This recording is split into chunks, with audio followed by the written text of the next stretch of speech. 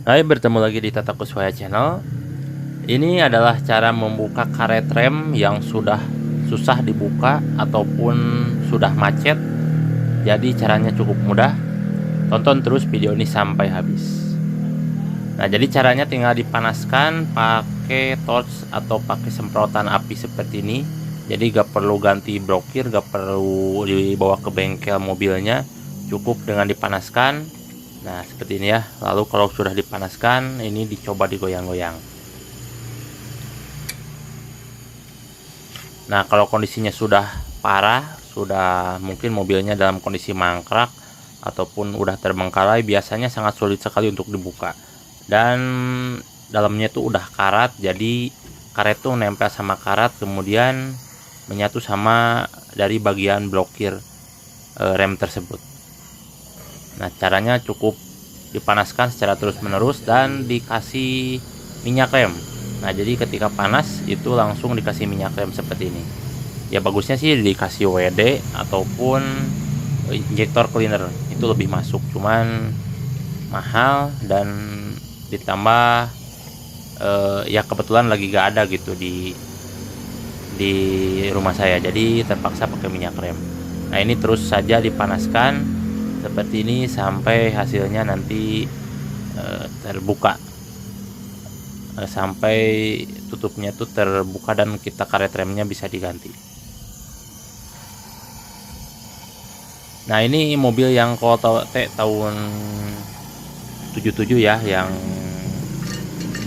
dari 5 unit, jadi udah laku sekitar 2 unit kemarin yang HS sama hijet, jadi tinggal yang carry 2 unit sama ini yang call.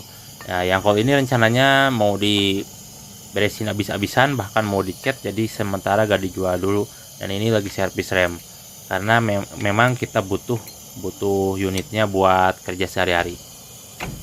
Nah, ini yang satu hampir udah bisa kebuka nih, sambil yang alatnya tuh dipanaskan ke blokir yang satunya lagi. Soalnya yang ini yang depannya tuh macet, jadi saya buka, saya sambil panasin. Nah, seperti ini ya.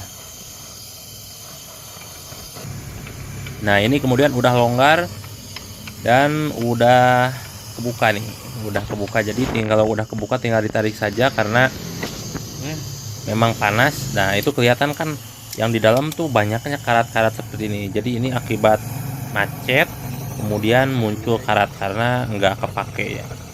Nah, seperti ini nih, ini karat-karatnya nih, karatnya parah sekali. Dan hati-hati karena ini panas, lebih baik dicelupin saja ke dalam air karena biar gak celakain ya. Nah, di sambil itu ini yang bagian depannya dipanaskan panasnya harus maksimal, soalnya ketebalan dari aluminiumnya tuh cukup tebal, bisa sampai 6 sampai 7 mili. Dan untuk kol ini ukurannya 1 inci lebih, jadi memang lebih besar. Nah, setelah dipanaskan yang sebelah depannya kemudian juga di biasa ya dibuka itu pakai tang jepit, tapi karena ini susah untuk membukanya, nah terpaksa ini untuk nap rodanya dibuka terlebih dahulu karena untuk memaksimalkan gerak dari tang jepit tersebut. Kalau misalkan masih pakai tang jepit susah, dikarenakan ada nap roda ini ya lebih baik itu dibuka karena biar lebih enak membukanya itu, dan bisa dengan berbagai cara, dengan berbagai posisi juga. Nah, setelah dibuka ini penampakannya, kemudian ini sambil dipanaskan. Nah, ini dicoba digoyang-goyang, tapi untuk yang depannya ini lebih gampang daripada yang bagian belakangnya. Nah, ini seperti ini. Jika susah ya dipalu juga gak apa-apa. Nah, kemudian ini ketika udah terlepas nih seperti ini, banyak karat juga, dan dimasukkan ke dalam air. Nah, bang, kok itu misalkan langsung disiram pakai air ya gak apa-apa lah. Panasnya juga kan nggak sampai panas-panas banget gitu.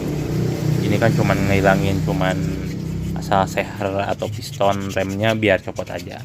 Nah, setelah itu copot kemudian ini dibersihkan ya pakai amplas nomor 400 lebih.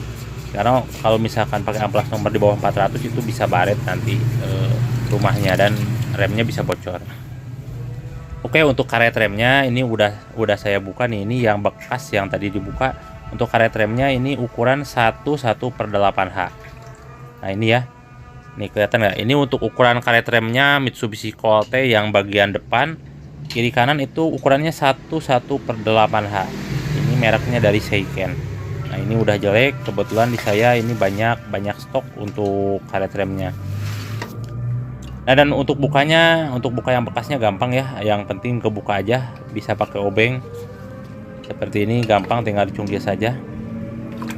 Nah untuk ini yang barunya, kelihatan pinggirnya tuh lebih lancip. Nah ini untuk yang bekas lebih rata.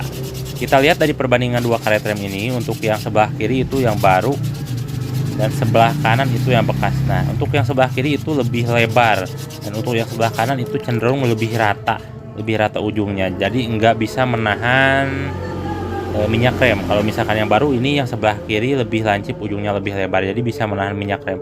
Itu yang membuat rem bisa blong atau bahkan rem bisa macet karena gara-gara karet rem ini. Karet rem ini juga sangat berfungsi. Dan mendingan Anda beli itu yang karet rem yang bagus ya, yang kualitasnya bagus, itu harganya 20 ribuan. Tapi kalau yang biasa ada yang 8.000 sampai 10.000. Dan untuk cara memasukkannya pun gampang, bisa pakai tali rabia ataupun bisa langsung pakai jari. Nah, dan untuk memasukkan ke dalam rumahnya itu memang agak sulit, tapi saya biasa itu pakai paslin atau pakai grease ya, pakai stempet. Tapi jangan banyak-banyak, ntar karetnya bisa melebar kalau misalkan banyak-banyak. Nah pasti masukin, usahain itu nepel yang belakangnya itu dibuka karena biar masuk, karena kan karetnya baru ada tekanan. Nah ini juga sama, pakai grease atau pakai stempet untuk setelan remnya. Setelan remnya untuk yang depan dua ya, atas sama bawah. Yang atas di sebelah depan, yang bawahnya itu di sebelah belakang. Jadi Anda itu gak perlu ke bengkel, karena kalau misalkan ke bengkel ini biayanya 50 sampai 100 ribu untuk servis rem saja, belum untuk bahannya. Jadi bisa dikerjakan sendiri.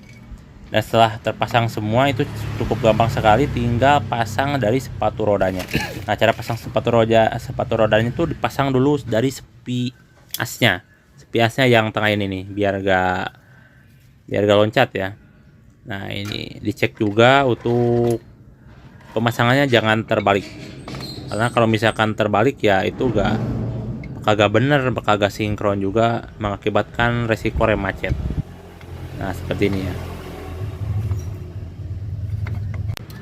Ketika udah terpasang, jangan lupa juga ini pasang pernya, karena kalau misalkan nggak pakai per, rem akan macet. Nah seperti ini ya cara pasangnya, pakai obeng kemudian dijulurkan ke lubang pernya. Udah selesai seperti itu. Yang terakhir ini dipaskan dan juga dibersihkan, dan gak lupa juga ini dimasukkan lagi tadi untuk napnya, jangan sampai lupa ya untuk nap rodanya. Nah jika udah terpasang nap roda, kemudian dikasih mur dan dikasih pengunci spi untuk pengunci dari biar mur ini nggak bisa lepas. Kuncinya pakai kunci Inggris atau bisa pakai kunci ukuran 2425. Nah ini penguncinya ya pakai paku saja, supaya ini untuk murnya tuh gak lepas, karena kalau misalkan lepas di jalan itu ban copot di jalan semua, jadi nggak bakal ketolong. Kemudian tutupnya juga pasang biar stempetnya atau grease-nya itu gak meluber atau tumpah kemana-mana seperti ini. Nah kemudian yang terakhir ini trombolnya dipasang, dan setelah trombol ini terpasang dipaskan, lalu disetelnya dari sebelah belakang, atau kalau misalkan trombolnya baru bisa disetel dari luar. Tapi kalau misalkan trombolnya udah aus, itu disetelnya nanti pas udah masuk ban, udah masuk trombol, jadi disetelnya dari bagian belakang.